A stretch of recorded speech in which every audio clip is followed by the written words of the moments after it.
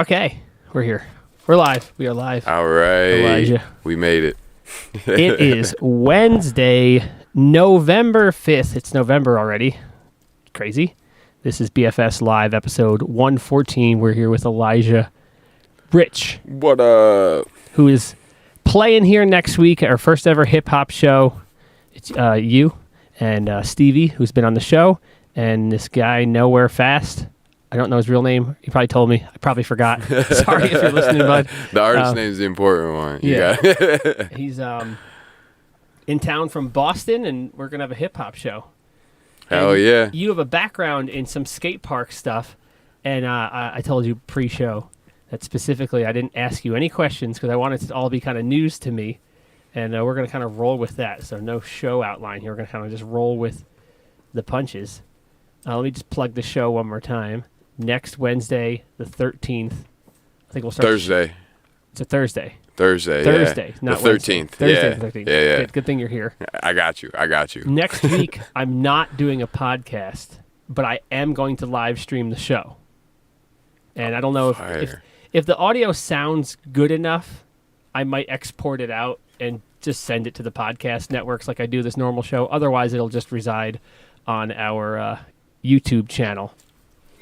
And then the week after that, the show will resume as normal. And I don't have any guests right now. So drop a comment who you want to see come on the show. Elijah, how I start every show is I want you to give me your 2-minute elevator pitch on who you are and what is your relationship to action sports. And then we'll roll from there. Well, my name's Elijah Rich. I'm a rapper, producer, audio engineer, a little bit of everything in that aspect. Doing all my own stuff, production, everything like that.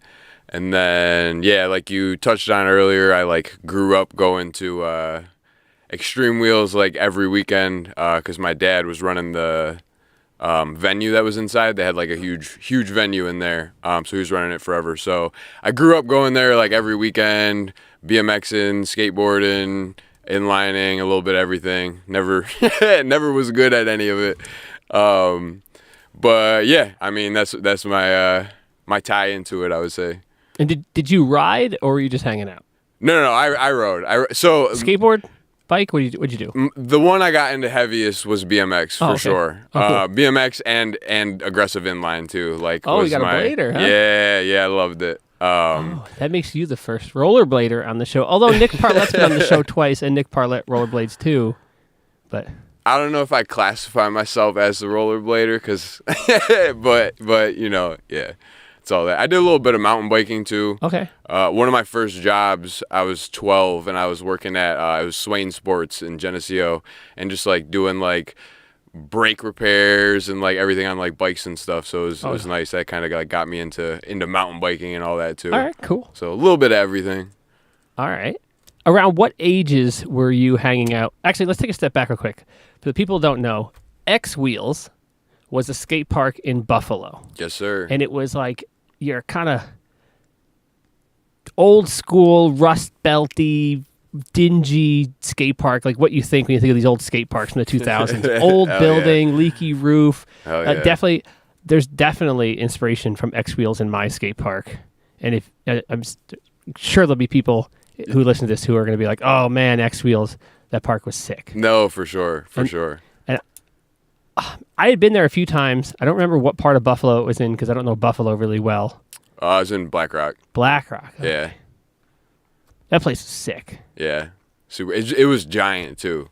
That was the thing. But what was dope about it too, so basically got into it. My dad pretty much opened when the skate park opened. My dad already had the venue in locked in. So when it opened, they started doing shows right off the bat, pretty much immediately. And then he was doing shows there for I don't know how long it was. It was probably 5, 6, 7 years, something like that. It was a substantial amount of time. So while he was there forever too, it just built, like he kept building like the stage up and like higher and higher and whatnot. And it was funny because like the first ever concert like I ever went to, was Madball and Sworn in there, and I was like 9 years old. And it was like one of the craziest things I ever seen. But it was a lot of like hardcore stuff, a lot of like metal, and like it was like early 2000s, like during like Broken Side and like that whole era and all that stuff too. So it was a lot of different type of music and all that. I want to tell you a tangent story because you're a disc golfer. Sorry, everyone else. One of my buddies just played a horrendously bad disc golf tournament. He saw Biohazard the night before, and Sworn Enemy, and some other of those like New York City hardcore bands, and he signed up for the tournament before he knew about the show, and he went to the show anyway, and he was all, I guess, hungover and whatever. And he probably got beat up in the pit too. He plays in MA2. Mm-hmm. He shot 31 over par for 2 rounds. Damn. The winner was like 16 under in MA2, but the guy, he pulled away from the field. But generally, the field was about 5-6 under par, so he was like 40 strokes off. That's wild. He had the worst score of any division in the entire tournament. But it was, he went there. Dude, he saw the band, did the show, did the thing, and that's still. It's worth it. And paid for it the next day. Oh, yeah. That's mad funny. And knowing my buddy, he probably played the first round, and kudos to him after shooting. It was like 750 rated round for the tournament. That's like 100 points below his rating. Yeah. And kudos to him for sticking with it, not just being like quitting and going home. Right. Coming back for round 2. He probably went and got a couple beers in between the 2 rounds 100%. And was like, I'm back. I'm back in, baby. Yeah, you got to get right. Build the morale back up before you go. But he was a skateboarder too, so he was, skateboarders stick with it. They don't give up. Right. For sure. Right. Hell yeah. All right, so you're talking early 2000s. You're like 9 years old, riding bikes and inline skates. Your dad's running a venue in Exville Skatepark. Yeah. No, it was fun. It was mad fun. Like I said, like I was there like a lot, and I don't know. I started out skateboarding, and then I was like, forget this. Like because it's all right. So I snowboard a little bit too, but skateboarding, I like riding. I have to ride goofy. Okay. But then if I like ollie or like try to like kickflip or something, I have to do an irregular stance. So if I'm riding forward, everything would have to be like a nollie. Like, so skateboarding, fakey, yeah. So skateboarding like doesn't make sense for me. But I am the same way, I swear to God. Really? Yes. I learned when I was a kid, I had a skateboard, and I skate to the corner store and whatever. And I learned to skate on a skateboard regular. And then once I tried to figure out how to ollie, this is probably like 2000. For some reason, it worked out better facing the other direction to ollie. So I ollie goofy. Yeah. So, like, if I were to board slide a rail or do a kickflip or whatever, I'm going to do it goofy. But if I skate the mini ramp or drop in on the bowl, I'm skating regular. And then I spent so much time filming bike videos where I was filming on a skateboard. I'm pretty good on a skateboard, just cruising around, because I'd be holding one of these cameras behind me, and and you don't want to drop the camera, right. And like sometimes it works out good if you can skate both ways, because if anyone in the chat has ever filmed on a skateboard, if you're like this, but the line wants you to film the skater behind you, twist. It's like messed up. So being able to skate both ways actually really, really helped me in that regard. Oh yeah, that's mad. Super so ironic. It's the same thing, just reverse. Exactly. Yeah, that's wild. Yeah, exactly. That's wild. And like, I prefer doing fakey tricks because it's like, I'm going backwards, more comfortable. But yeah. Well, I guess it's not fakey. It's so confusing because you skate. It's confusing. It's confusing because you're like you skate both ways. So like, what's switch and what's not switch? Yeah. Right. Yeah. I don't know. I can't skateboard regular. Yeah. I can't do it. So that's why snowboarding works, because you're strapped in. Which way do I snowboard? What's that? I must snowboard regular. I snowboard regular. I scooter regular, because scootering is the same way. Your feet face regular or goofy. Yeah. Yeah. Huh. Most people don't realize that. I guess I would have never. Yeah, I never thought about that. Yeah, you don't scooter with your feet facing forward. You're either this way or that way. Right. Yeah. Another weird one for me is a tail whip. You imagine a tail whip. It's like doing a shove it. You're using your feet and you're pushing the board behind you, right? Right. But if you try to tail whip the other way on a scooter, that's called a heel whip, like a heel flip. Now, bike the opposite way. So when I can tail up on a bike, and I tail whip counterclockwise. Yeah. But I tail up on a scooter clockwise. But you would think... Because your feet got you. Yeah, but you'd think if I wanted to do a heel whip on a scooter, I should just be able to do it because I can tail whip a bike that way, but I can't. Dude, it's all weird. Yeah. No, that's wild. So, all right. So on a bike then, if you're riding two pegs, do you got them on the right side or the left side? I'm right side. Right. See, right. So I'm right side. Same. Right foot forward, which is, yeah. So that's normal. So for skateboarders and who might listen to this, goofy on a bike is not like goofy on a skateboard. On a bike, you have 3 variables. Do you spin left or do you spin right? Is your front foot your left foot or is your front foot your right foot? And are your pegs on the left or the right? So given that, there are actually 3 variations that you can possibly be. A normal rider, standard BMX rider, would have their front foot would be the peg side, and they would spin away from that foot.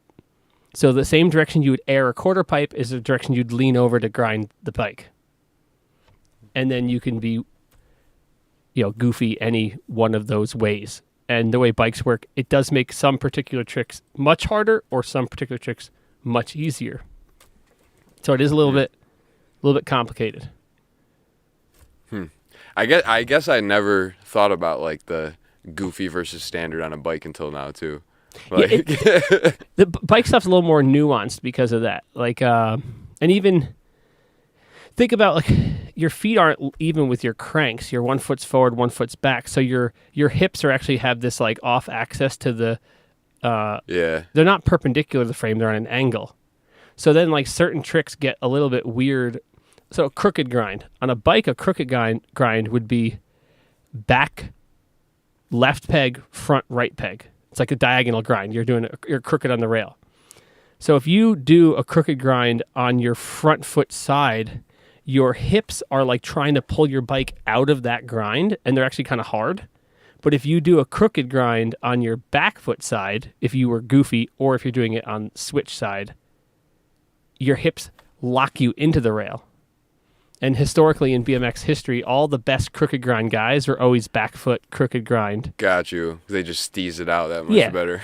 And logs them in. BMX has gotten so good in the last like 5 years, 10 years, where it's getting to be like skateboarding, where some guys almost don't have regular and switch. They're just like good at everything both ways. It's crazy. Yeah. Yeah. Well, I feel like now, like you see like a lot of like, I mean, you would be the perfect person to ask this. You see like a lot of like more younger kids doing it now because I feel like it's like Olympics, you know what I mean? And like... Kind of. Pre-COVID, that was certainly the trajectory we were on, and COVID kind of derailed everything in action sports right now. It's a little bit...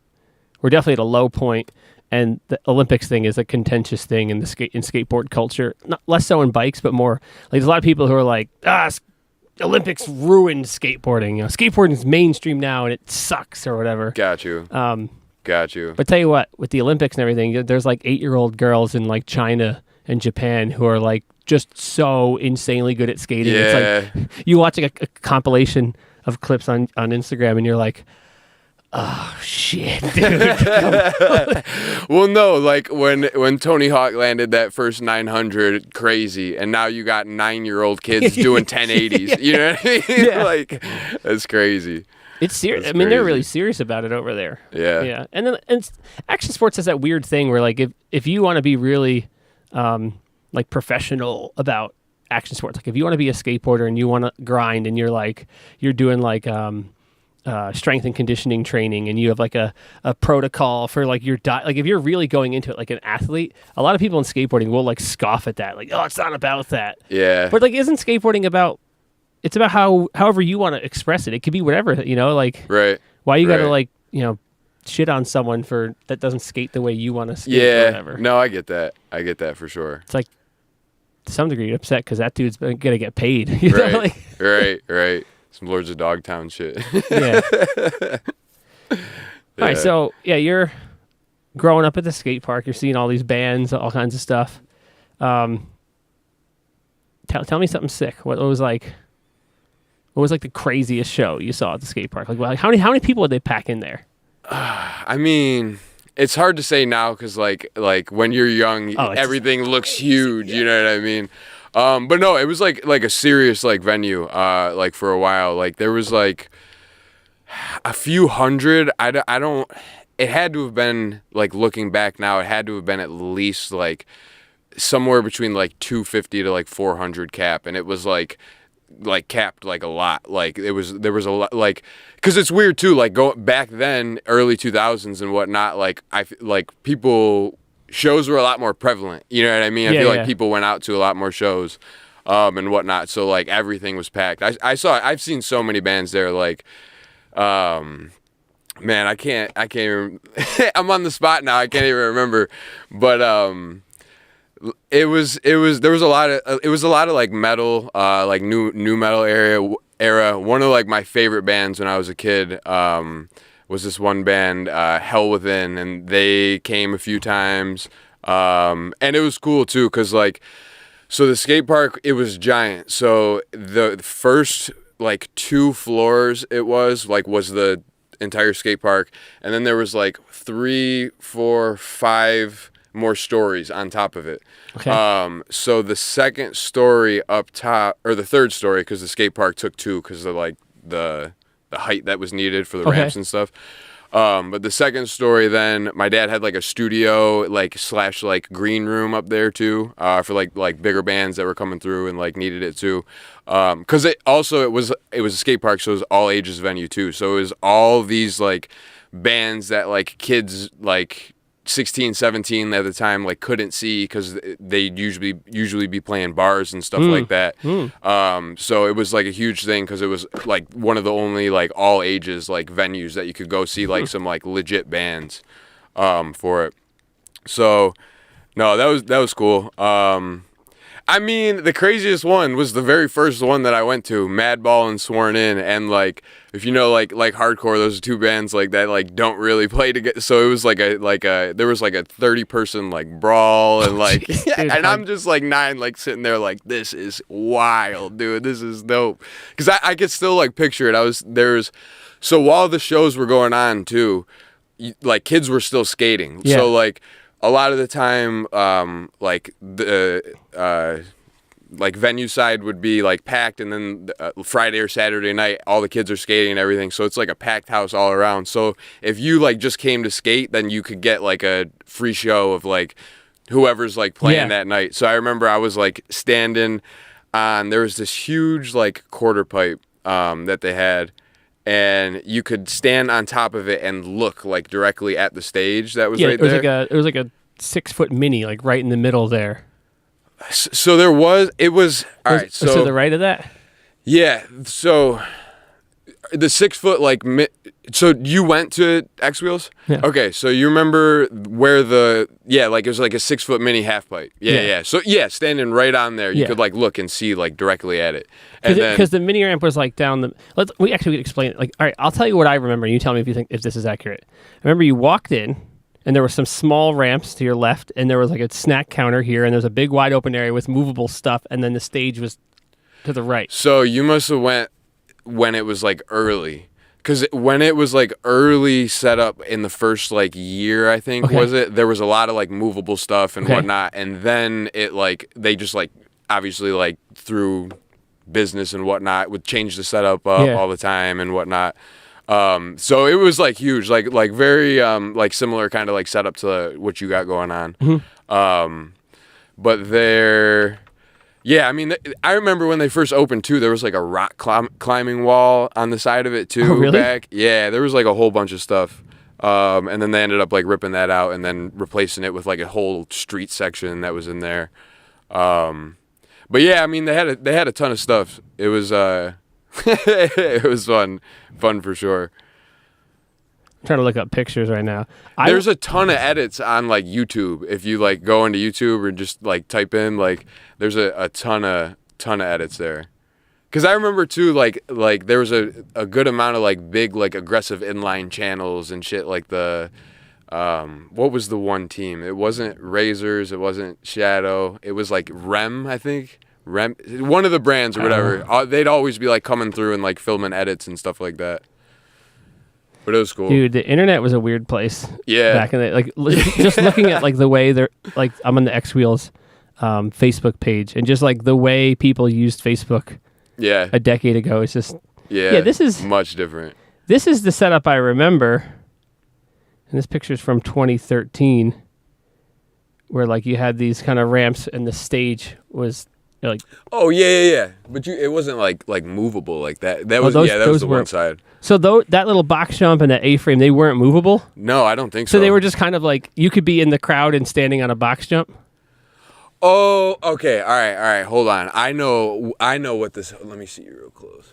Okay, so you see where it says Fat Man and back there? Yeah, that's the stage. That's right? where the stage was. So basically, there was. So my dad had the venue for like the 5, 6, 7 years. I forget what it was at the time. And then another like booking company of Buffalo After Dark came in and then like got in, and then it switched and it was like a whole thing or whatever. But so After Dark took over and was doing the shows there for a while. So that was afterwards, because then after I like wasn't going there afterwards. So that was after, because where that street section was right there, that wasn't there like the last time that I was there. Okay. So that was new, because I thought that was the back like corner of where, because they had the other street section that was off like to the left side. Where like you walked in the entrance and you just went straight instead of taking that right to the counter. It's funny. I'm looking at another picture, and it's a pretty sizable area. So. The stage, it's like a pretty normal sized stage, and then the venue space is maybe like the crowd area in line with the stage, maybe 25 feet wide. It goes pretty far back, maybe 40 feet before there's a couple of ramps. And in this picture, someone's doing flatland BMX right in the middle, and that's Kevin Zuba, who is here on Sunday. That's wild. And this picture's from 2013. That's wild. So I went there one time. I think I was visiting Rochester. This is way before. I've only lived here for 13 years now, 12 years, something like that. And I think it was raining, and like, look, F it, let's drive to Buffalo and go to X Wheels. Like, sure, whatever. And I didn't know there was like a venue there. Like, I had been there once before, and I didn't even didn't see it, didn't realize anything. Yeah. And like, we're riding, and like, there was like, I don't know if I saw like the line of people outside, and I was like, what is going on here, Yeah. And then I just remember like the band started playing. And I was like, I know this band. Yeah. And it was like some emo screamo band that I actually knew of, and I was like, oh, this is crazy. I'm getting and then all these 15-year-old scene girls, and this is God, this had to be like you're saying, the era you're talking 2007 or something, 2006. Who knows? Of those the MySpace era. Yeah. The Millionaires, and what was the one with they look like Yu-Gi-Oh characters. Blood on the Dance Floor. You remember that? No, I don't. Nah, they all look with the crazy like Yu-Gi-Oh looking hair and all that. It was early 2000s or a time, man. Dude, the MySpace era was something, dude. Yeah. There's something. Yeah. It's mad funny. Wait, how old are you now? I'm 29. Oh, you're a child. Yeah. Jesus Christ. You said you're a child. I'm a bit older. Dude, X Wheels was so sick. I loved that skate park. I only got to go there maybe 3 or 4 times. I think they closed shortly after I moved here, because I went there one time after I'd moved here for Cork's birthday, my buddy Cork. I got you. And yeah, I don't know. No, I mean it was a really dope spot, and like, because I know. It sucks that like they ended up like shutting down, because I know After Dark went in, and then they were doing like the venue side, and then the whole like place like was done within like a year or two after that. Did you know what was his name? Was it Orlando? Yeah. You know him? And his son Barkley. Yeah. Yeah, so he was. I talked to him briefly, because I guess the story, I can't remember. I think it was something like there was someone else running it, and then that person kind of like just disappeared, and it was like, oh, I guess I'm running it now. Yeah. And he told me the owner just one day was just like, yeah, don't open, like, we're done. And he's like, what do you mean we're done? And he's like, no, we're just done. And he's like, what do you mean we're done? He goes, no, we're just done. Like, what do you like? What do you mean? And he was like, well, what do you want me? I could save it. Like, what do you want me to do? And they're like, no, we're done. Yeah. I was like, what the hell? Yeah. No, because it was like people were coming from like Cleveland and 5 hour, and you know what I mean, making like a big drive. I mean, you can go see a band you actually want to see and go skate afterwards and before. You know what I mean? So that's crazy from a like liability standpoint. Like, how do you ensure that these people are just skating and those people are just showing, and then like, so you'll have people who are like hanging out a few feet from people from potentially flying skateboards. I mean, I was mad young. I'm sure it was worked. I know for sure it was worked out. I could get my dad up on the phone real quick. You know what I mean? But I was mad young, so I wasn't worried about anything. Like, I'm trying to get into doing shows. It's part of the reason why you're here, but I'm going to keep the shows entirely in the shop area because like it just seems like high liability to have people around ramps that don't ride. Nah, so when my dad ran the venue, had the venue that was inside it, there wasn't any like ramps in the crowd area like that. It was just straight like wood. Oh, okay. Like for it. I mean, and like it was all flat ground, so like during the day when there wasn't shows, people were doing you know what I mean? Flat bar or something. Yeah, exactly. But still, I mean, you have someone just like presumably a non-waivered person could just walk out of the crowd into the skate park, right? Yeah, like, I guess. Yeah. Yeah. It seems like so, man. I mean, skate parks are tough. You got to make money where you can make money, right? Right. I don't know if that juice is worth the squeeze. I'm going to do a couple shows here in the shop here with you and the metal show coming up and just see if it's worth it, because in the wintertime, I mean, it's funny. For over the years, there's been tons of people that think they're geniuses that tell me you should do concerts, and I'm like, God, doing concerts seems exactly like having a skate park. It's like a lot of work, a lot of risk. You have to turn over a lot of heads to make money. The more heads that are there, the more risk there's going to be because the more chances someone's going to do something stupid. It just seems hey, do this other high risk, low reward thing in your high risk, low reward thing. Too. And I was like, this doesn't seem. But whatever. Yeah. I'm gonna do do it in the shop space, not in the riding area. And in the wintertime, the shows just seem logistically challenging because, like, I don't want to piss off my normal people that come to the skate park to ride. If you're coming in with your 11-year-old, 10-year-old kid, and there's like a metal band ripping right in front of the cash register, you're like, this is kind of weird. I don't want to piss off my regular customers, right? Yeah. So some might love it. You never know. Well, yeah. Some might. Well, that's what the show. Not everybody. I think generally I'll stick to 2 band shows and start them a little bit later, and keep it simple. But in the summertime, when there's no one coming to the skate park anyway, I'm not as concerned. So, as I told you pre-show, your hip hop show, the next metal show are all going to be little like samplers. Like, is this really going to be worth my time? And if it seems feasible, then over the summer I'll try to book more, whatever raves or dances or bands or whatever. Yeah. I was in bands when I was a kid. I know a lot of kids aren't in bands anymore. It doesn't seem like it's as popular of a thing, but I feel like I could offer a pretty good venue space to be like, hey, if you suck, no one here cares. It's low pressure, just come do your thing. Yeah. And then there's the whole logistics of like, how do you make money doing a show, right? Yeah. Unless you know like you got 200 people showing up, it's like it's not going to be. It doesn't seem like it's really worth it.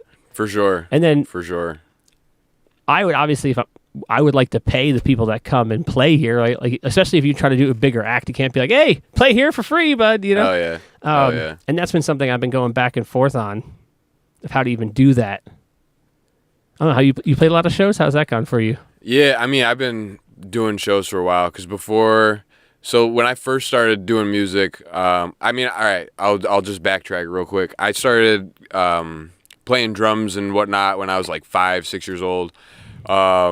Picked up the guitar, never really kind of like did it. So like drums has always been what I've been like gravitating towards. And then like later on, I never was in any like bands or anything up until that point. And then like later on into high school, me and all the homies, we start like making beats, start writing raps, stuff like that. So that was mad fun. We had a group way back, and we did mad shows, and like mad fun too, because we were all like 17, 18. But it was like a different scene too, because we got like some like really dope shows. I was still tight with one of the promoters, but we like opened for Ray Shremmerd like right when they were hot, and like they had the song Pop Off and Dizzy Wright and King Los, like a few other like bigger artists and whatnot. So that was cool. And then afterwards, then I ended up going to MCC for a year for business, and then I was like, I hate this. Like, I cannot stand this. It's like hurting my brain. I can't do it. So then I went out to FLCC and I switched, and then I went for audio engineering because I wanted to be able to record my own music, do all the own engineering, everything like that. And then while I was there, to get like the degree, you have to take lessons for an instrument of some sort.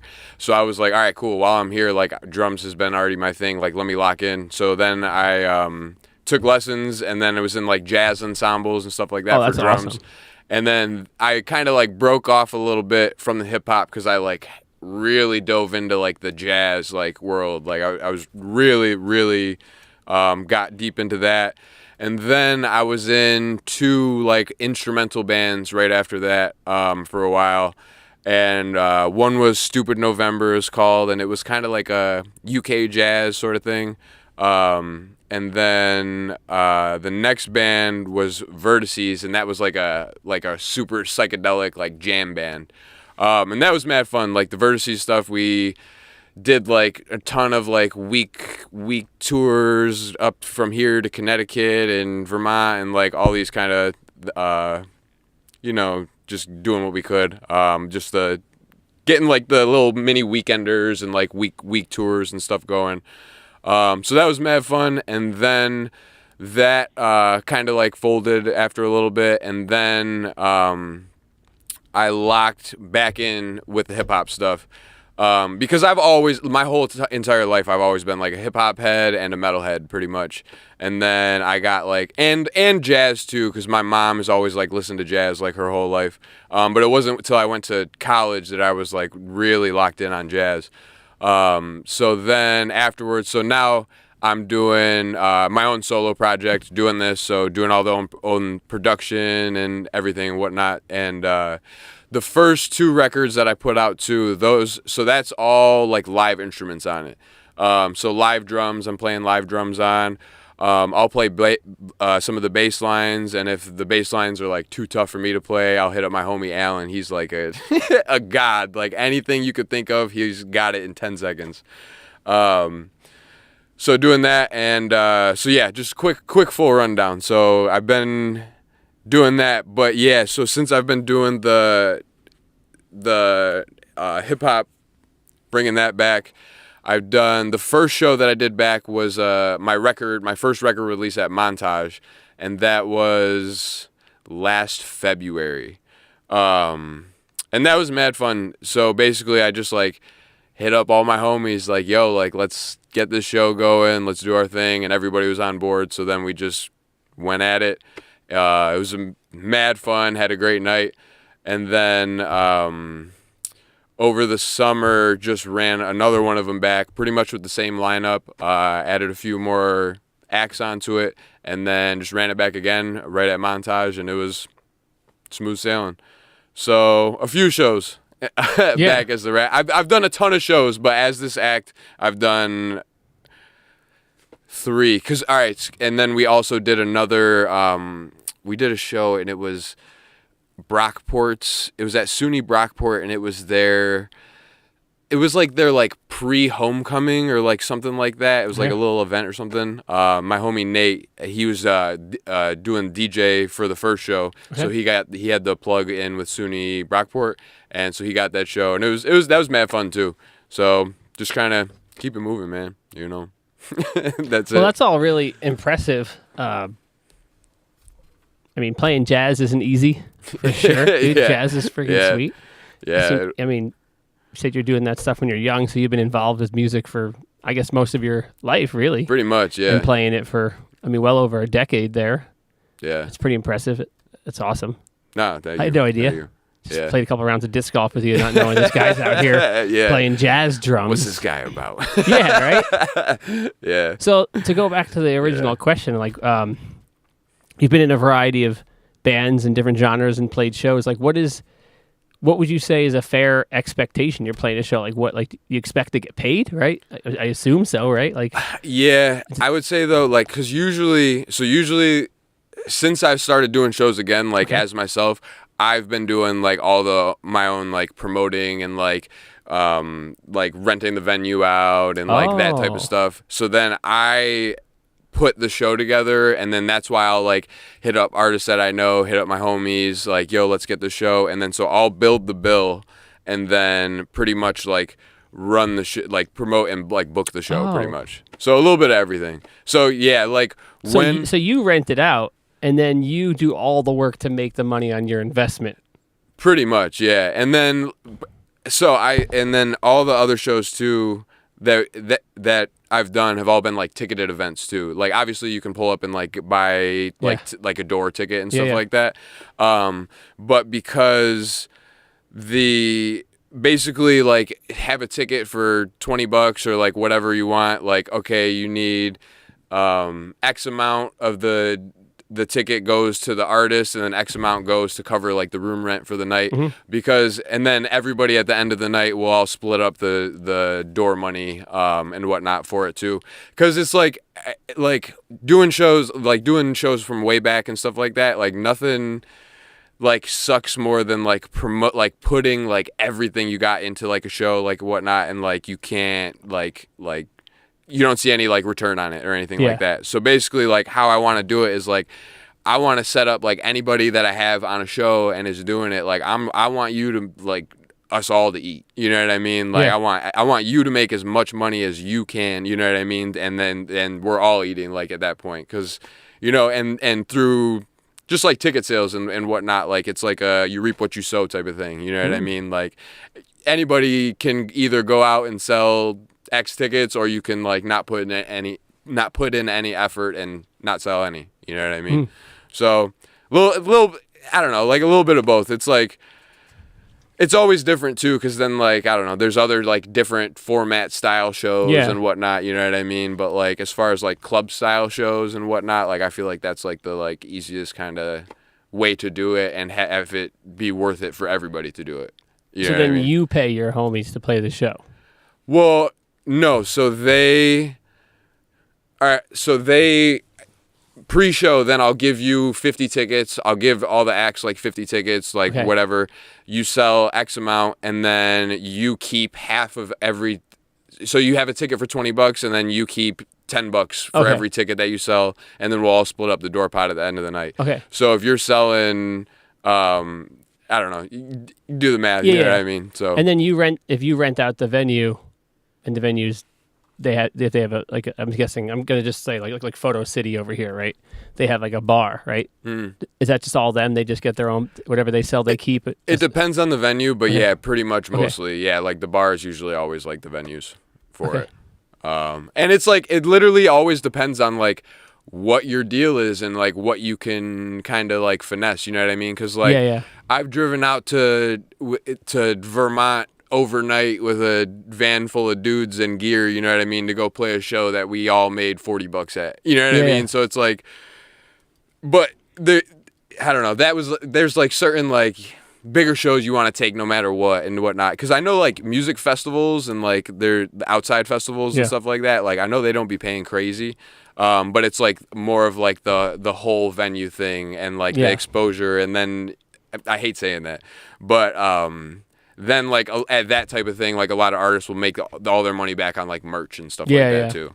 So it's like there's a lot of different, I guess, like avenues that you could go down, you know what I mean? And it's just like whatever you can kind of, it's a business at the end of the day, you know what I'm saying? Like if you just got to like treat it, if you treat it like a business, like you can have it do you well, but if you don't, then it'll always be like a hobby type thing. You know what I mean? And did your father help you with with this side of it? Yeah, for sure.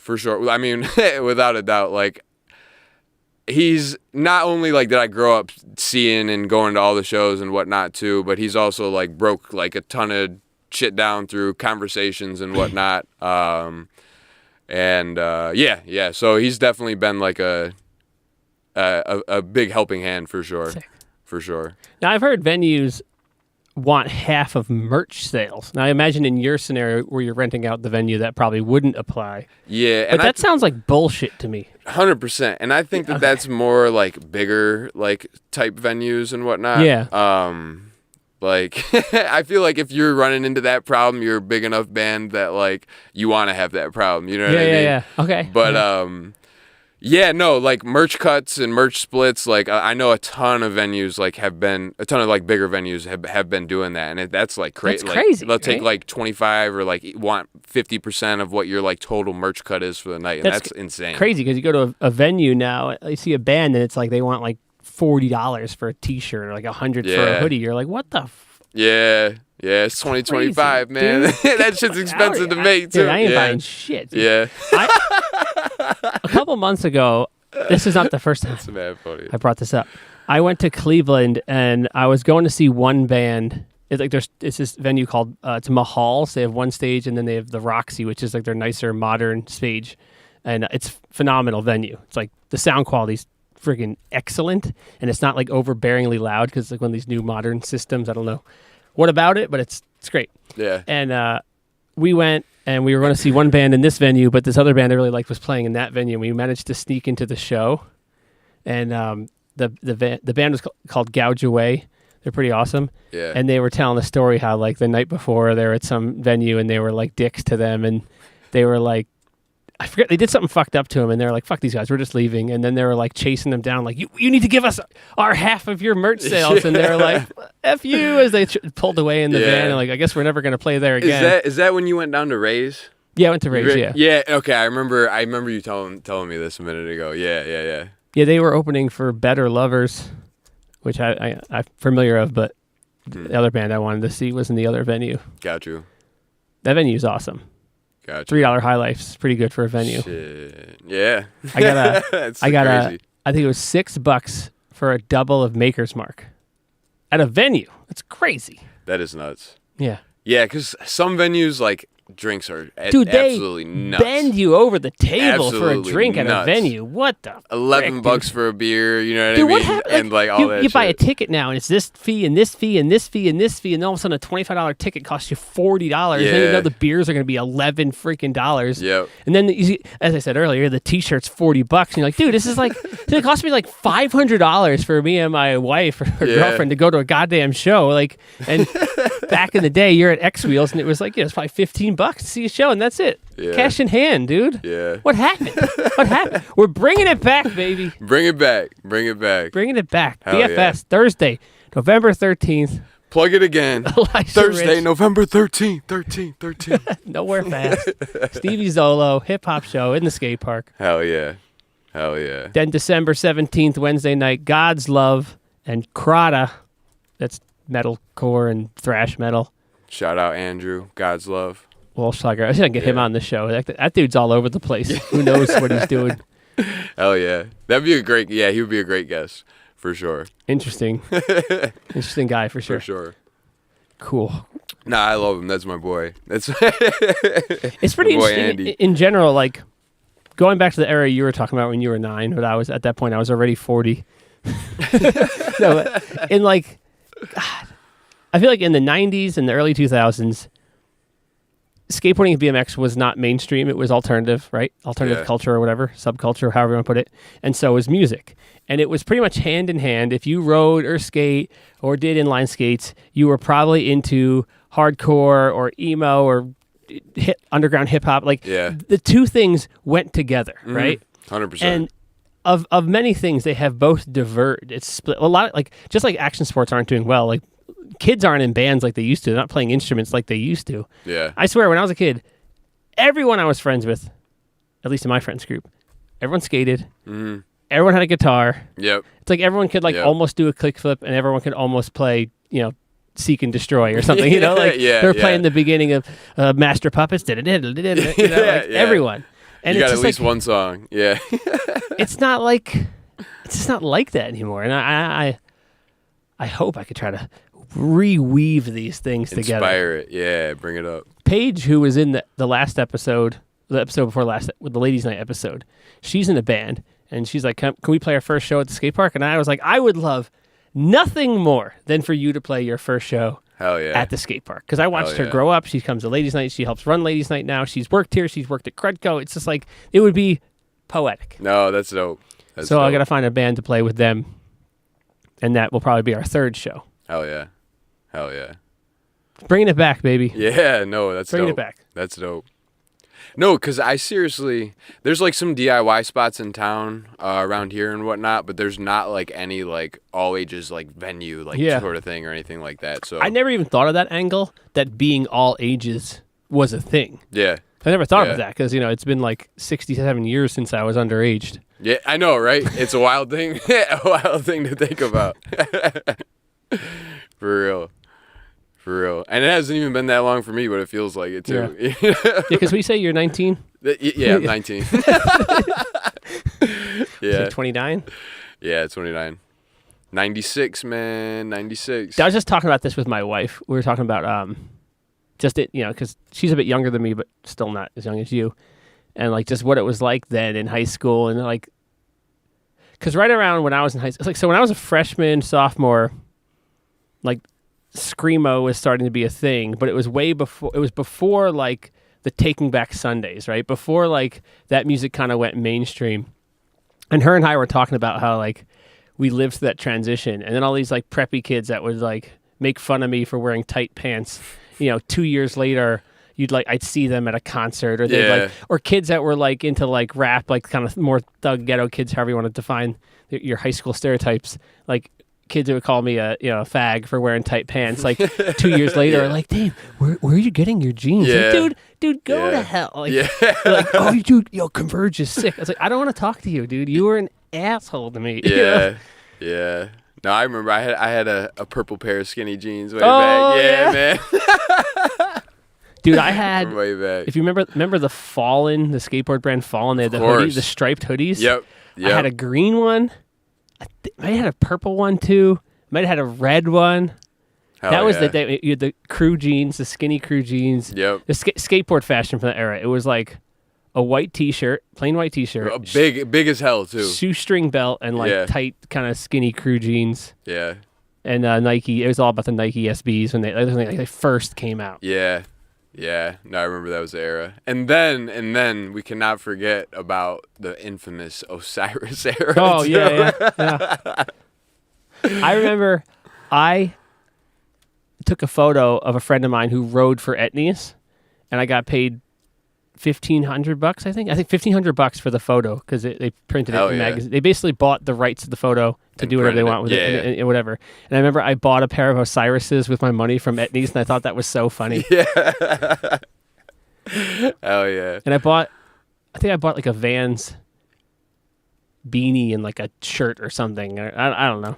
Broke it was a long time remember. ago. Yeah. But anyway, to go back, my wife were talking about like, she's from the southern tier, I'm from Jersey, and there was like this one church rental hall.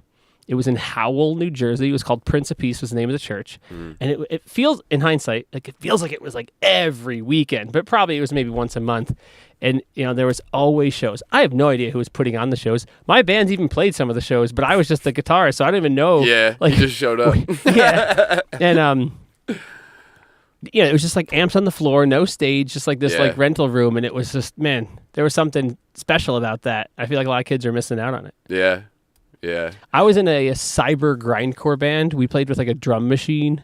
Okay, I was just about to ask what cyber meant. You already answered it. So you're probably familiar with Fruity Loops, right? Yeah, of course. So my buddy would make it all in Fruity Loops. So it would be like grindcore with like weird sounding chaotic parts and like movie sound bites and stuff. Got you. So the band was him screaming, me playing guitar, and an iPod. That was the band. Hell yeah. So we Hell yeah. We like wouldn't even talk to the promoter. We just knew all the bands, and we would be like, hey, while you are done and before you guys set up, can we just like plug into the PA real quick and like play like our 6 songs?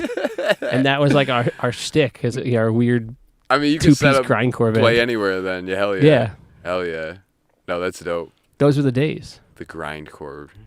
I remember that whole era, like when like Suicide Silence and no, that's not grindcore. There's so many it's like subgenres metalcore. I can't even keep up. Yeah, because they're like the OGs of it's like deathcore. I don't deathcore. know. That's what it is. Yeah, I couldn't remember what it was. They're like the OGs of that. And I saw you at that one show at the Wolf Brigade or whatever. The Wolf Brigade. The gym.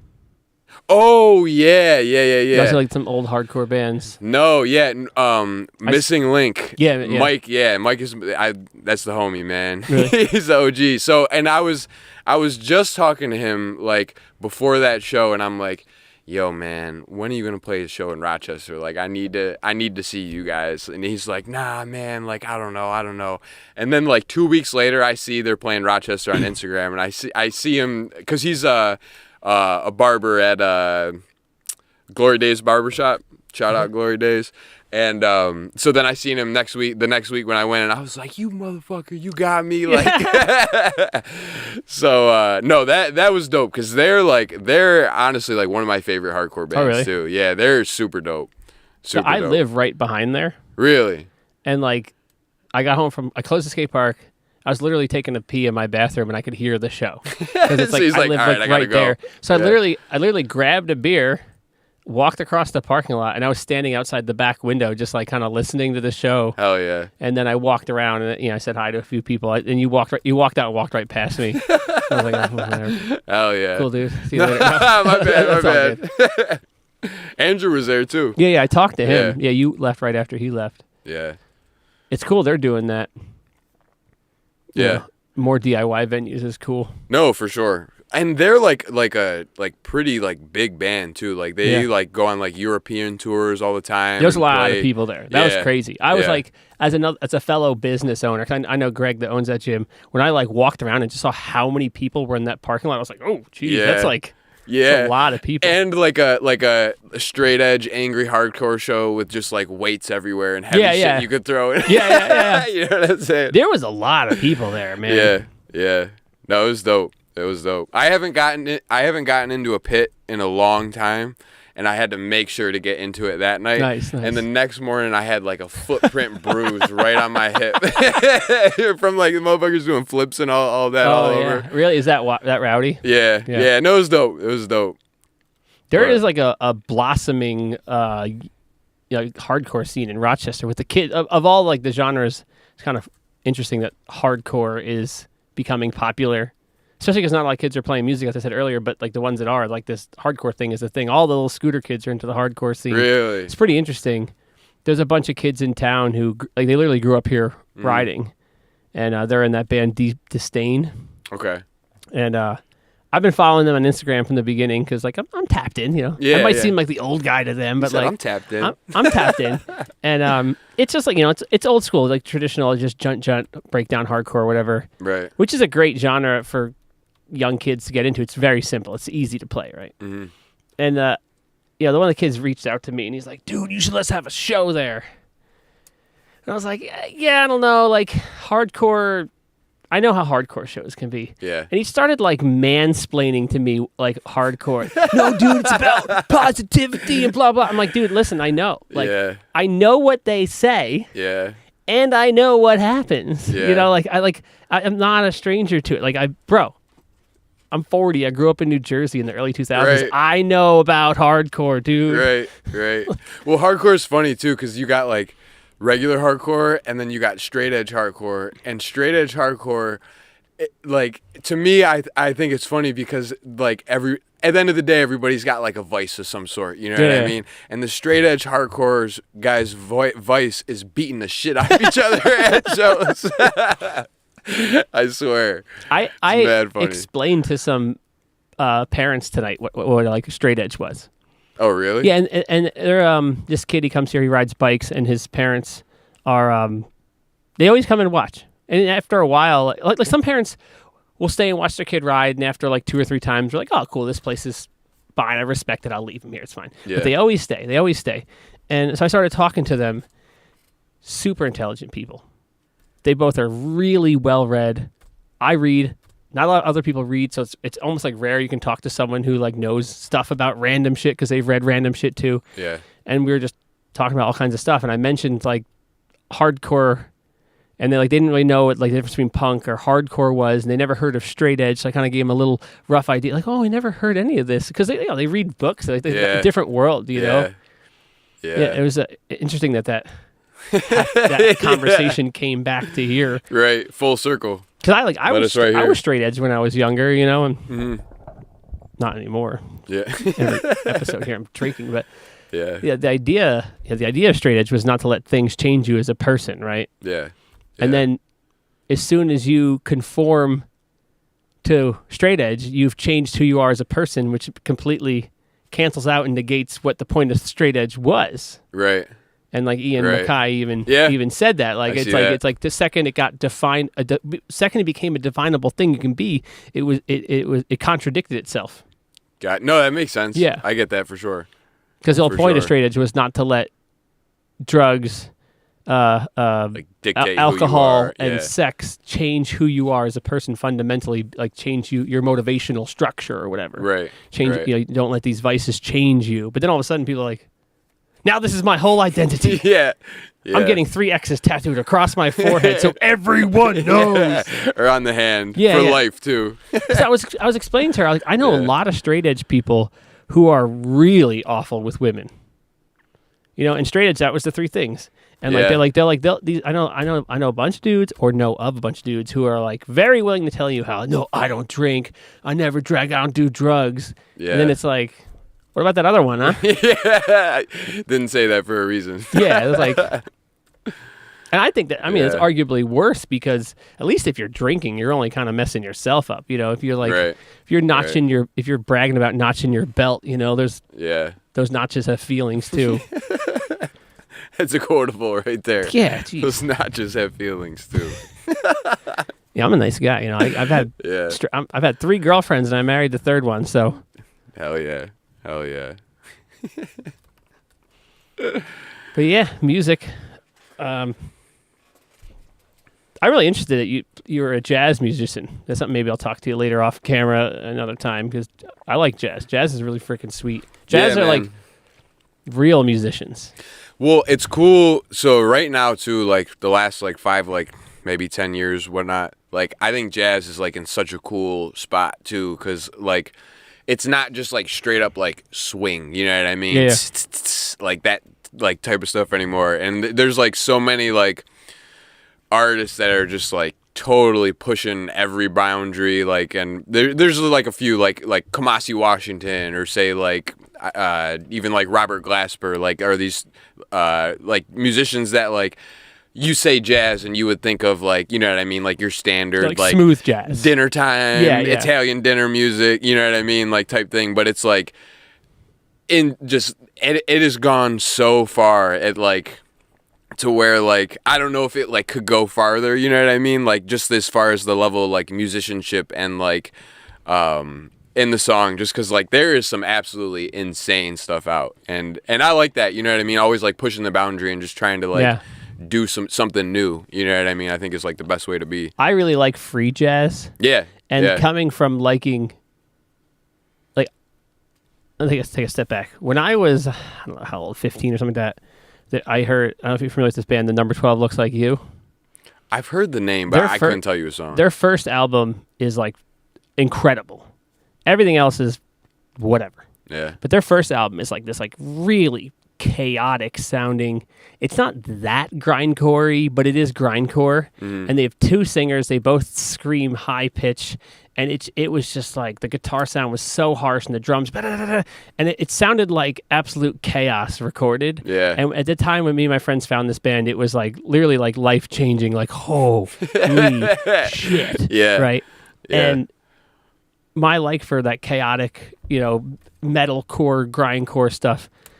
When I came across free jazz, I'm like, oh, this is like the the polished classical version of grindcore. It's like just chaotic, and like I'll listen to it sometimes when we're eating dinner at home or when we're cooking together, and my wife and my wife's son are like, bro, this sounds like 4 people playing 4 different songs at the same time. And I'm like, yeah, it's sick, dude. Yeah, and then they'll all come back together for one note somewhere in there.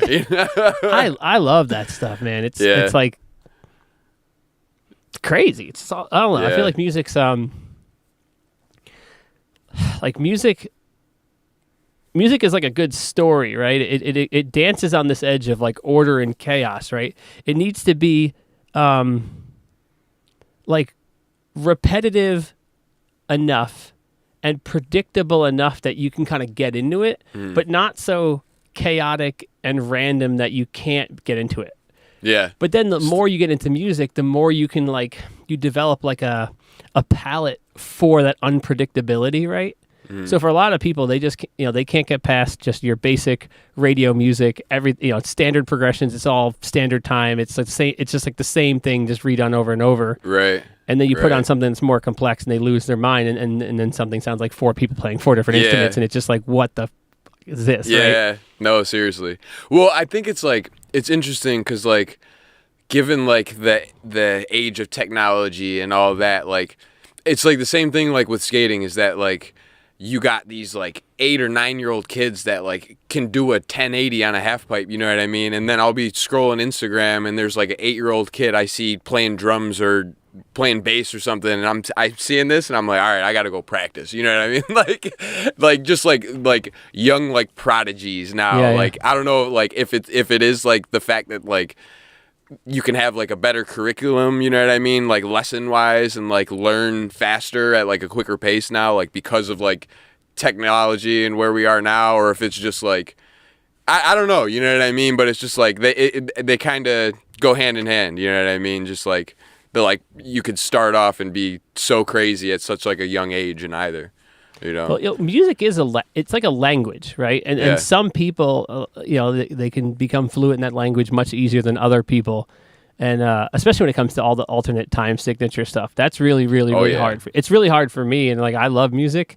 I'm like a campfire guitarist. I don't have that level. I know like 2 songs that have like a little, like, a half beat somewhere in there in the timing, and I had to like work my ass off to not do that. Yeah. But I was in a band with this kid who had like Asperger's or something, and he was just a musical absolute prodigy. Genius. It like didn't make any sense, and he also didn't understand how for other people it didn't make sense. Right. Like he'd be like, "Oh, can we play this section? But we'll do it this time. We'll do it in like 5/8." And then everyone else is like, "I'm sorry, what?" Yeah. And he's like, "Well, yeah, you just do this and that." And we're like, yes, I can understand the concept of how to change that. Right. But in practice, just not play the muscle memory of it, right? Just like, do it first time. It was like, and this kid was like crazy. He was like 17, 16 or something. And it was like, I'd never seen someone play guitar like that in my life. And everyone says they know a guy who's crazy at guitar. Yeah. This kid was like, it was insane. Yeah. Like you would say, oh, you know that song? He's like, yeah, can you play it? And he'd be like, and he'd start playing it. Like, you remember the and like he would play a solo he'd remember from ear. Like it was crazy. Yeah. But he was also like a lunatic where he would, he said he would just like hammer on one string until his finger went numb and then do the neck. Like he would just work so hard at it, and he would like, he wasn't, his singing wasn't like, it was technically proficient. Like he could be on pitch and on key and be perfect, but there wasn't much like affect to it. Yeah, but he would go like and like go up and like just like, man, like not only was he good, but he was obsessed. Yeah, obsessed. Perfect pitch. Obsessed, yeah, some people got it. it was just like, I'd never been around someone like that until that person. And I was like, holy shit. Like, that's just another level. It's not like what I like in music. I like, my personal thing is affect. Like I want, like if it's angry music, I want it to just personify angry, right? And if it's sad music, I want it to be so sad that I want to fucking kill myself after listening to it. You know what I'm saying? Like, I thought you were about to say it and you did. And a lot of times musicians like that don't have to be technically good, right? They might need good people around them, right? They might need a good team to bring out the best part. But then, sometimes overproducing it takes away kills it, from something being genuine. You know? Most definitely. It's almost like watching a good rider. Like watching a good video part is like awesome, right? And you could watch one of these like epic parts that's like mind-blowingly great, and it's these tricks. Every trick is a banger, and it's like so crazy. It almost becomes an abstraction. But then when you watch like a really good skater ride in person, it's different. It's I got goosebumps saying this. Like they just like trick after trick after trick, and you're like, holy shit! Yeah, like, it's so different in person. Yeah. No, I mean it's funny because it's the same with disc golf too. Like at the AFDO 2 years ago when that came, and like seeing like those guys actually like throw and hearing that, you know what I mean? Like that's like a completely different game. You know? All that stuff, all that high talent stuff is just in person. It's just like a different ball game. Yeah, and you don't know till you see. You know what I mean? Like, yes. And maybe like that's why like you can get so good at such a young age now, because you got these like crazy fire edits like coming out, you know what I mean, and stuff, and you're like, oh, like at a young mind, like, all right, that is possible. You know what I mean? 100%, like I could do that. 100%. You know? When I was a kid, basically no one did a bunny hop tail whip. It was like unheard of, unthinkable. There was like, I heard this one guy did it, like, you know, whatever. And then like all of a sudden, a couple of guys did it. And then he did it, and he did it, and then it's like, fast forward 5 years. If you can't bunny hop tail whip, like, you ain't shit, dude. You got nothing. And then you fast forward a couple more years, people are doing hop switch tail whips, hop truck drivers, and you're like, there's like people are tail whipping up a 3-stair, and you're like, what? How much farther can this go? So totally to your point, like kids, what I saw as attainable was not even close to what kids see now as attainable. The bar is so much higher. And like, so everyone gets better. These damn kids these days. No, it's mad cool. It's mad cool. What's the Principal Skinner meme? It's like, am I out of touch? No, it's the children who are wrong. Shit. No, I mean it's like across everything too. You know what I mean? Like, I'll bring it back to disc golf again, man. You know what I mean? There's 10-year-old kids throwing farther than I can. You know what I mean? It's like, just like insane, super dope. Like in another 10 years, the state of like where everything's about to be at is like crazy. Like skill wise, you know what I mean? It'd be nuts. I mean, I don't want to make it to go too much into the disc golf, but disc golf as a sport, right? As a sport, it is probably similar to where. I would say it's probably similar to where skateboarding is as a sport. There's only a few people who are really making money on it, and there's only a few people in the sport who are really, really taking it seriously as far as like training and conditioning, and like this is my career path. Like it's just like it's different. And similarly in disc golf and skateboarding, there is that old guard rejecting the new guard. You know, the old school disc golfers want to pack up the van and live the van life and do their thing, and they've just been pushed out of the sport by younger, true athletes who are they're just better. And then we watch that happen in BMX and skateboarding. You know, there's those old guys you remember, and you remember those video parts were so sick, and you get nostalgic. You put on your old video with your homies, and you're sucks. like, wow, this is like really not that great. Now there are some riders who their style is timeless, right? For sure. Like certain things, like just like, you know, jumping a rail hop, or like, you know, just there's certain basic things that are just timeless, the right? steez, man. You got it or you don't, you know? There's this one snowboarder who I like was like my idol when I was young too. Chris Bradshaw was his name. And he wasn't like the craziest like snowboarder or anything like that, but his just like style was just like so smooth, you know what I mean? That just like exactly proved the point. There's always going to be a less is more style with action sports. Like you don't have to do 7 tricks in the air. That's more of a scooter thing, you know. But if you just do one trick really simple and clean, it's just like it's not what he did, it's how he did it, right? Like that's exactly. Music is like that too, though. You could again, if you have good affect. Well, yeah, because like music, like I know like there's like I know like a ton of musicians who like technically like are super skilled musicians, you know what I mean? Like super proficient, like can do everything you could say or whatnot. But then I also know other musicians who technically aren't nearly as skilled as the other ones, but they have better taste. You know what I mean? And like that taste is like, the taste is like what'll make you cry in the song. Yeah, you know what I mean? Like, so there's this triangle, right? And you'll see it in other industries. They'll say cheap, light, strong, pick two or whatever. But there's a similar triangle when it comes to art, right? And one aspect of the art would be the true art part of it, which is the creativity, right? The unique creative mind. Another part of the triangle is the technical proficiency to make whatever the artwork is. And then the third piece of the triangle would be your ability to monetize said art. Yeah. And I think the reality in most spaces is the people who actually make careers and make good money in art domains is they have the technically proficient and good at monetizing it, right? Because you think about a graphic designer, you know, you can get a graphic design job. You don't have to think of anything original. You can kind of be influenced and kind of copy stuff and be good at using the computer and good at selling it to clients, and you can make a lot of money doing it, right? Yeah. Because a lot of times the people who are actually creative are often not good at the other two, especially not the monetizing stuff. And part of that is because the creative mind isn't satisfied, right? The artist, I don't believe art tangibly exists, but I do believe there's artists. And the artists are chasing something. They're chasing this,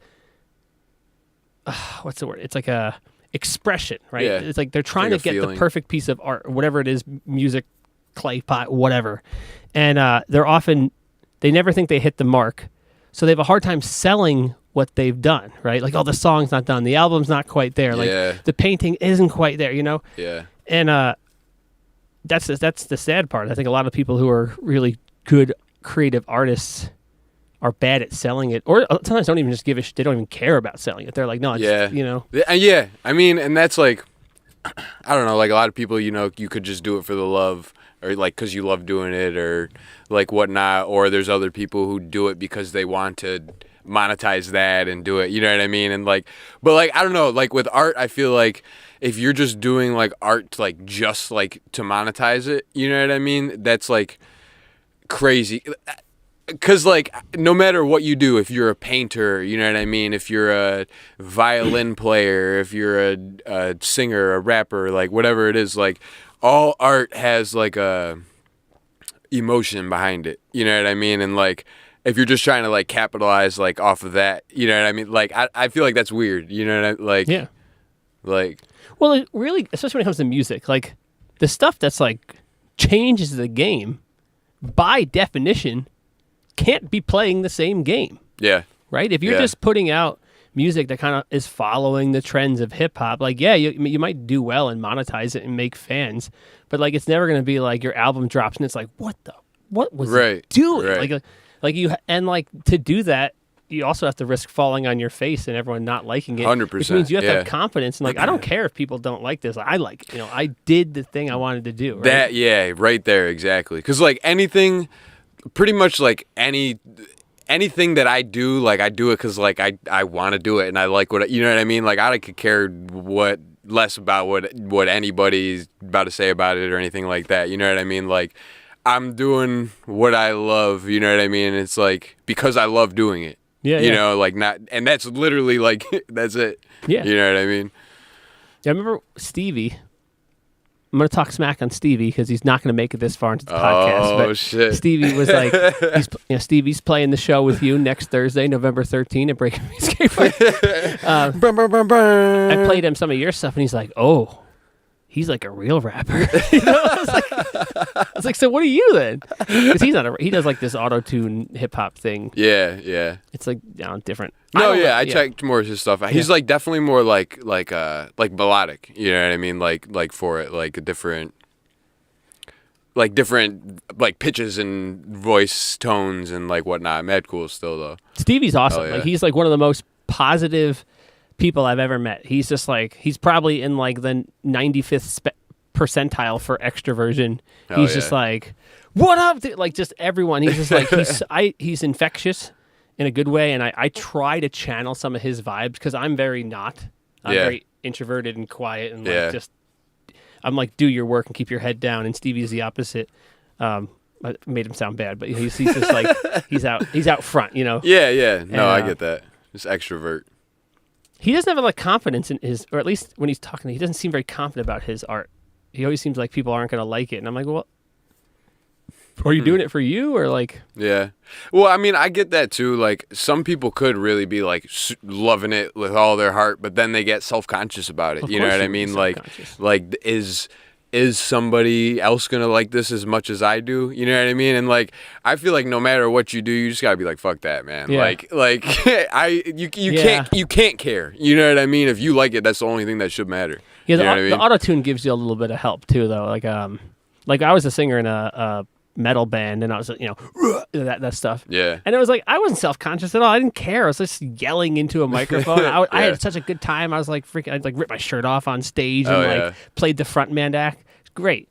But when I was in my band, or when I play just my acoustic stuff at open mic night, if it's just you and an acoustic guitar, you're putting it all out there. Yeah. Right? Yeah. It's very different than when it's loud, there's guitars, there's distortion, there's drums, you're yelling. It's like, it's different. For sure. Well, and too, like, I think that it's funny because, like, the crowd can almost like play a part into that too. 100%, like 100%. Because I think it's way easier to perform to like a bigger crowd than it is to a smaller crowd. Oh, everyone will tell you that. Without a doubt. 100% without a doubt. And it's like, but like if you have like a smaller intimate show, say there's 50 people there, but all 50 people are like crazy, you know what I mean? Like invested, then it's like a completely different thing too. Big room with 10 people, you're like, right. Small room with like 8 people, that's all right. Yeah. Because, well, it's the same, like, if I were to sing a song to you right here in the studio, just you and I'd be like, oh my God, like, I have 100% of your attention. Either way, like if we were playing at a venue, I still have 100% attention, but I'm divided over 40 freaking people or whatever it is. Right. It's just, you're playing to the crowd, not one person. For sure. The people become almost like an abstraction rather than individuals. Yeah. No, it's I don't know. You'd think it would be the opposite though. You'd think it would be easier to play to like a smaller group than a larger group. You know what I mean? But it's the complete opposite. I could see it going the other way too for some people though. I mean, I think the biggest show, I think we played in front of 1,000 people once maybe. Oh yeah. At a pretty large venue. And I was just like, oh, this is sick, whatever. Yeah. Again, it was like this metal band. I was essentially a hired gun in this band. It was all my friends' band, and their singer got into a car accident, and he had like a what's the thing when you bleed in your brain? Hemorrhaging? Yeah. And they told him not to like exert himself, so he obviously couldn't yell into a microphone. Yeah, that's right. So they were like, and they had shows booked, and they're like, can you do it? And I was like, I guess I can try. And then it ended up being pretty good. I ended up being better than that guy for sure.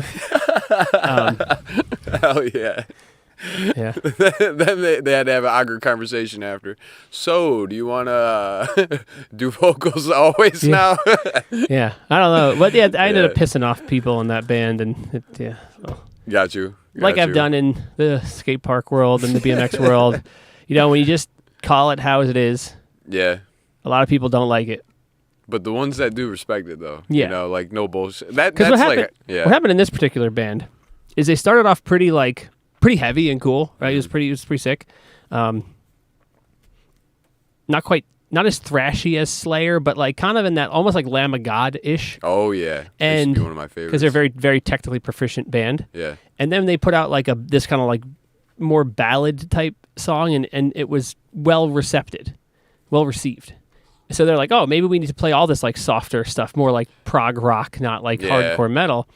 And so myself and like the two guys I was friends with, the guitarist and the bassist, were like, no, we want to keep playing heavy stuff. And then the drummer and the main guitarist, who was like this really incredibly talented guy, they wanted to go the other way. So it was 3-on-2, but I was just like a hired gun, and the other two guys were cousins, and it was kind of more their band. Yeah. And family affair. I was just like, hey, I don't play instruments here. I'm not really engaged in the songwriting process here. Like, there's only one song that I had contributed lyrically to. Everything else was like, here's the words and here's the album, listen to it and learn it. Right. But I was like, hey, like I had a band once. I made mistakes in that band by being too controlling. All I'm saying is they want to do one thing, you want to do something, like we should have a conversation. And then they were like, nah, dude, you're out. You know, Damn. like you can't. You were trying to squash it, yeah. And they said, no, we want to be divided. This isn't a democracy here. All right, fine. Fine, whatever. I'm out. That's wild. That's wild. Yeah, but whatever, you know. Yeah. You live and learn. I was older than all of them, too. Not by much, but like, you know, I was 21 or 22, and they were like, the other guy was 17, 20. I don't fucking know, dude. Got you. It was a long time ago. It doesn't matter now. No, that's dope. I didn't know that you did like any like band stuff too. Yeah, that's I sang and played guitar in my band all through high school. We were a 3-piece. We played a bunch of shows. You know, we started off like we played a bunch of Nirvana covers and some punk stuff and a lot of Misfits songs, and we had all our own originals. And all my friends, like our friends group, it was like these guys had a band, and then we had a band, and then some of the tangential people. There was like one band here, so it was like we all skated and rode and were bands. And then I simultaneously in high school was in the grindcore band, which was pretty easy. You know, all I needed was the beats on an iPod to be able to practice, so that was pretty straightforward. I played a bunch of shows with them too. For sure. And then after high school, I was in the progressive metal band, and then just campfire guitarist. Hell yeah. Up until recently, I play all the open mic nights here, which is actually this week. And actually, ironically enough, two things. When I had my daughter, my wife and I decided, we didn't want to do screens.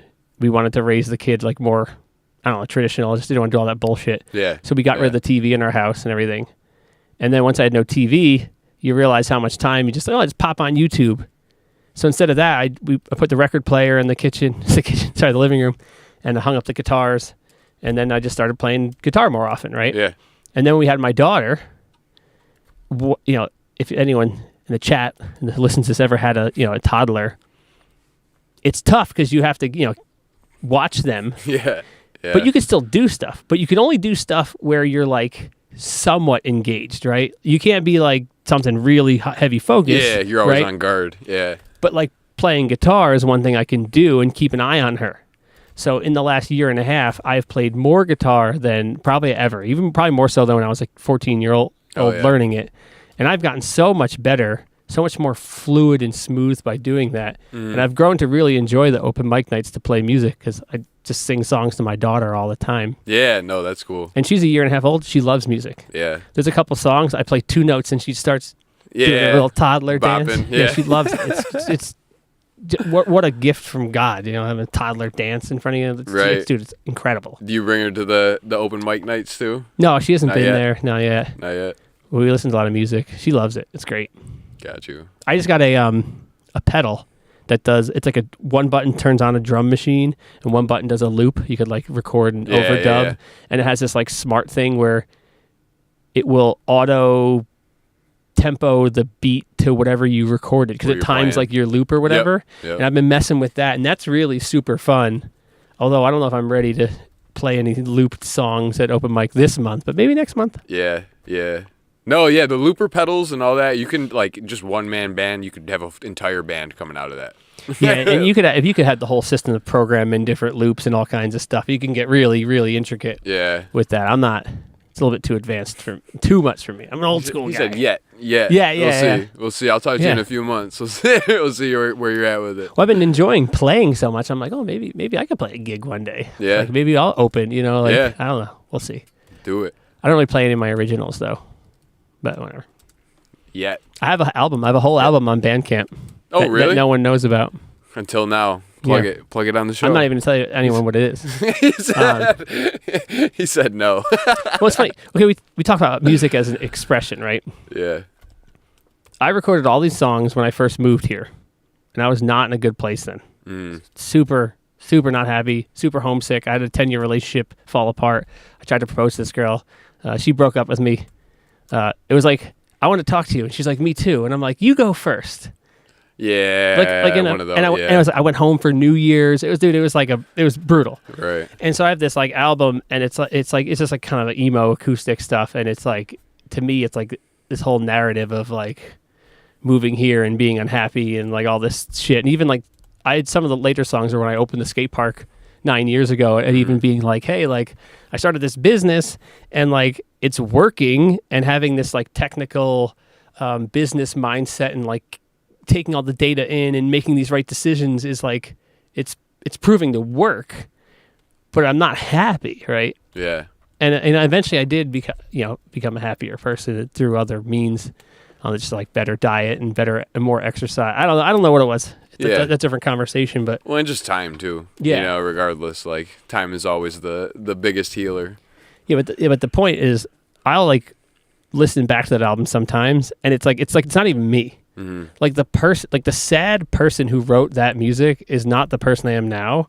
And while I could almost like I can't empathize with it anymore. I can only sympathize with it because it's like a different person in a different life. Got you.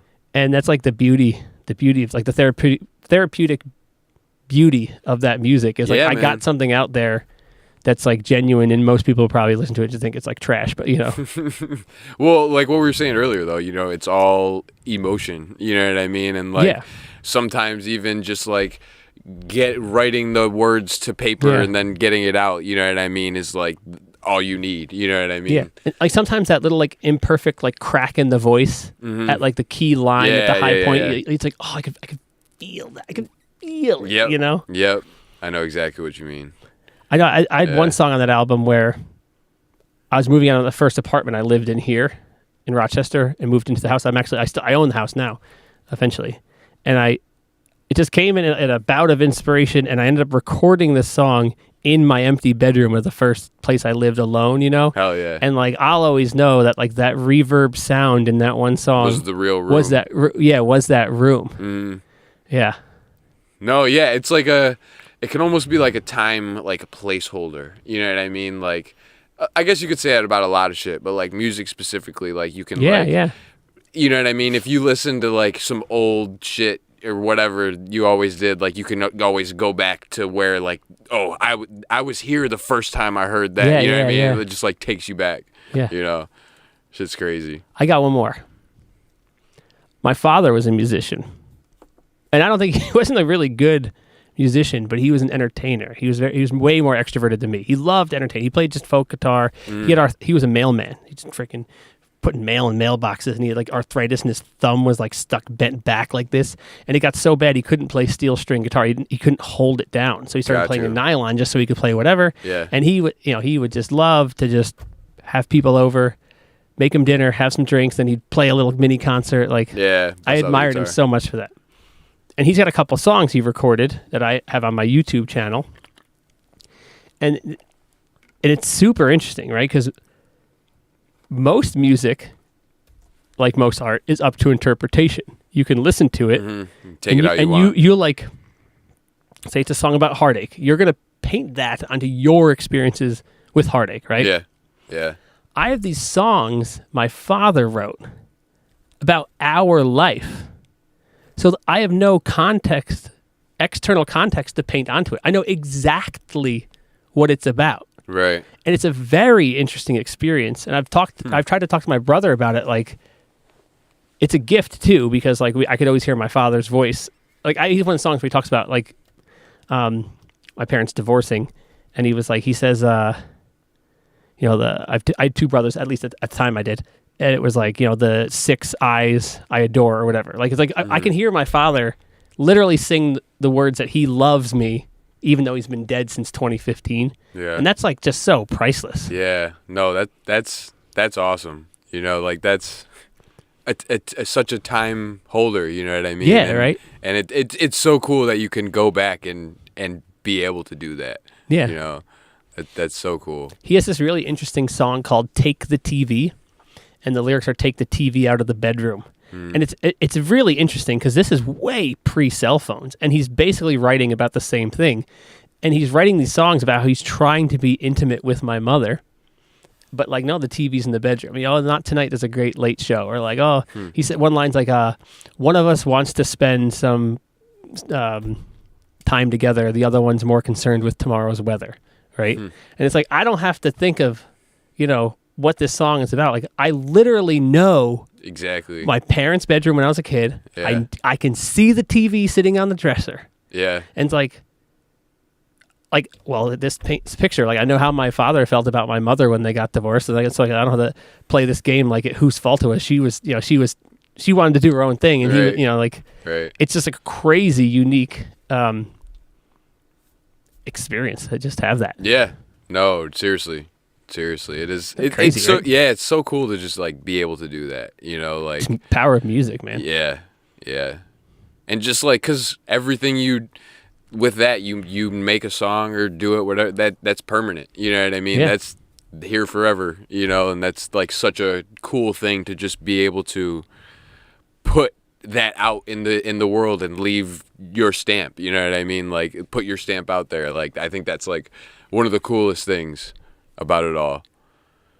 It's just there. One day you'll have kids, right? Maybe. Yeah. You'll have kids and you'll have music they can look back on. Hopefully it's like... For sure. It was probably a lot sicker if you grow up, you're like, oh, my dad had, here's some jazz and some hip hop my father made. And then his friend in high school is like, oh, well, all I have is my mom's old OnlyFans pictures. That's all we have. That's crazy. That's crazy. Yeah. It's a thing. It's going to be a thing. I couldn't imagine. Yeah. You get older. You get older, and your son starts Googling your mom on accident. Like, yeah. Whoa. No, and that's crazy because that's gonna happen too. That's bro, like dude. Like, I don't know if there's like I don't know what like. I know nothing about how OnlyFans work, and this is an interesting tangent in general. But like, you put something on the internet, it's like, there forever. It's there. People are gonna save it. They're gonna download it.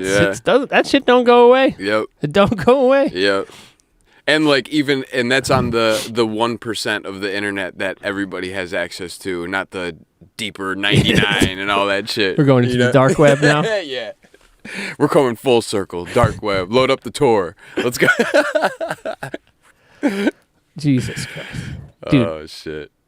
Thank you so much for being here. Yeah, this has been an awesome conversation, at least for me. I hope other people enjoyed it. Hell yeah. No, I appreciate you inviting me, man. Thank you for real. For real. Hell yeah. Super dope. Tell the people where they can find your music and whatnot. Like, let them know. So I got all my music on Spotify, Apple Music, all the like streaming platforms and whatnot. I got a ton of music videos out. My YouTube, they're all on my YouTube page. You could look that up. It's Elijah Rich. Just type it into YouTube. It'll pop right up.